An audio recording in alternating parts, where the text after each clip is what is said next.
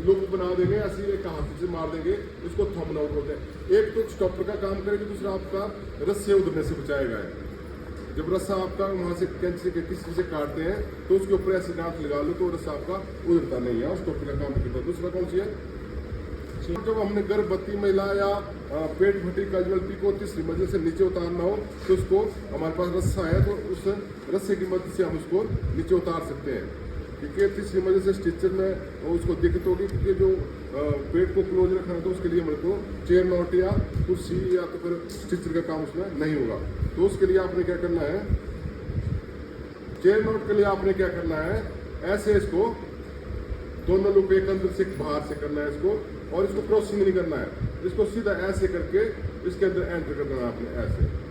ये लूप पता क्यों बनते हैं दो, एक तो हम गले से टांगों से पहन के इसको बिल्कुल पक्का करते हैं, फिर यहाँ से टाइट हो गया, फिर इस यहाँ से हमने क्या करना है कि इसको एक हाफ इंच दे देना है इसको ऐसे एक सिक्योर करने के लिए, और एक दूसरी साइड में हाफ इंच दे देना है करके, ठीक है। तो फिर ये बीचों बीच देना है, क्योंकि आधा रस्सा हमारा जमीन के ऊपर पड़ जाए और आधा जो ऊपर बंदे खड़े होंगे उन्हीं के पास रहेगा। जैसे खिड़की है, यहाँ से हमने किस कैजुअलिटी को उठाना है तो जो रस्सा देना, हाँ रिफ नोट क्या है कि जब हम डिजास्टर के दौरान कुछ रस्सियों की जरूरत पड़ जाए हमारे को, तो जो समान रस्सी है उसके लिए रिफ नोट होती है। अगर एक मोटी रस्सी है, एक छोटी रस्सी है, उसके लिए लग नोट्स होगी। तो जो समान है, दोनों समान है ना, इनके लिए जो है तो रिफ नोट ही लगेगी। इसके लिए बाकी बो लाइन या सिंगल सीट बैंड या डबल सीट बैंड नहीं लगेगी।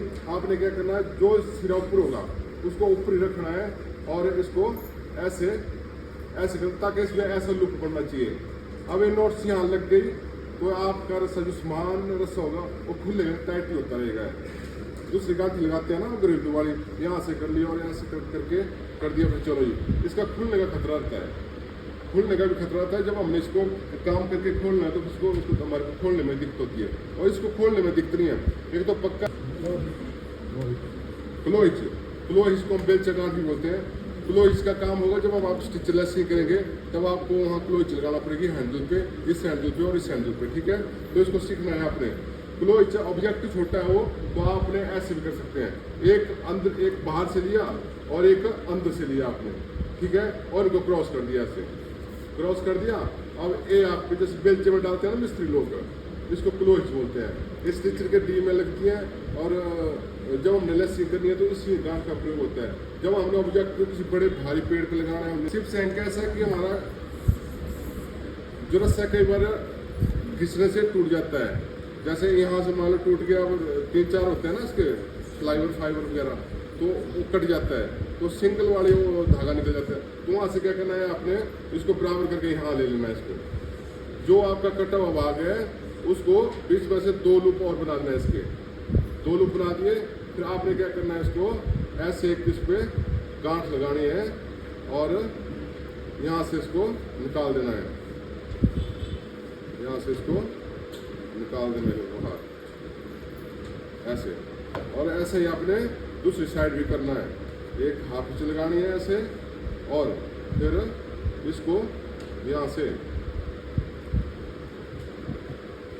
से बाहर निकाल देना है इसको, ठीक है,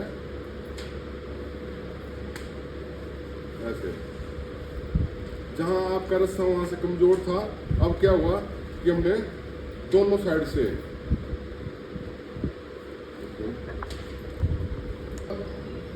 स्टिचर से हम किसी भी कैजुअलिटी को हॉरिजॉन्टल तरीके से नीचे ले जाएंगे तो उसके स्टिचर के डी में बो लाइन लगेगी, तो वहाँ क्लो हिच नहीं लगेगी। अगर क्लो हिच लगाएंगे तो खुलने का खतरा रहेगा। तो स्टिचर के डी में आपने किसी कैजुअलिटी को नीचे ले जाना है, विक्टिम को नीचे ले जाना है, तो उसके स्टिचर के डी में बो लाइन भी लगेगी, ठीक है। मोटे मोटे तौर तरीके इस पर सिखा देता हूँ, आपको दिखाऊंगा अंदर जाके करना। एक लुक बनाना है, ऐसे लुक बना दिया ना आपने, और यहाँ से क्रॉस किया इसको, और यहाँ इसको दाखिल कर दिया ऐसे। अब एक गांठ आपकी खुलेगी नहीं। अब स्टिचर के वो वाला टी है ना स्टिचर का, वो जो गैप और हैंडल का, इसके दोनों को बीच में लेके इसको गांठ लगा देंगे, फिर हम कैजुअलिटी को लेसिंग करके नीचे उतार सकते हैं आराम से बिल्डिंग से। चाहे 3 बजे जानवर को पकड़ना है तो उसका रनिंग बो लाइन का होना बहुत जरूरी है। तो रनिंग बो लाइन आपने क्या करना है, ऐसा लुक बनाना है साधारण, एक ऐसा लुक बनाना है आपने, और इसको क्रॉसिंग करना है यहाँ से, और फिर यहाँ से इसको दाखिल कर देना है। यहाँ से दाखिल करने के बाद फिर यहाँ से निकालना है इसको, फिर यहाँ इसके अंदर एंटर कर देना है और फिर आप यहाँ से इसको खींच देना है, ऐसे खींच देना है इसको। अब ये क्या हो गया, हमारी रनिंग गोल लाइन हो गई, ठीक है। अब हमने किसी भागती हुई चीज़ को पकड़ना है ना, अब ऐसे आप लूप बनाएंगे कि दूसरे का गांठ लगाए तो खुल जाएगा। अगर ऐसे इसको लूप में इसको रस्सी को ले लिया, खुलेगी नहीं आपकी। फिर आपने क्या करना है, इसको किसी चीज़ को पकड़ना है। अगर किसी के टांग में या सिर में अगर रस्सी फंस गई तो फिर खुलेगी नहीं, टाइट ही होती जाएगी, ठीक है। इसको बोलते हैं रनिंग गोल लाइन। मतलब लकड़ी या किसी बड़े ठेले को हमने पकड़ना है या लिफ्ट या शिफ्ट करना हो तो उसके लिए, ठीक है।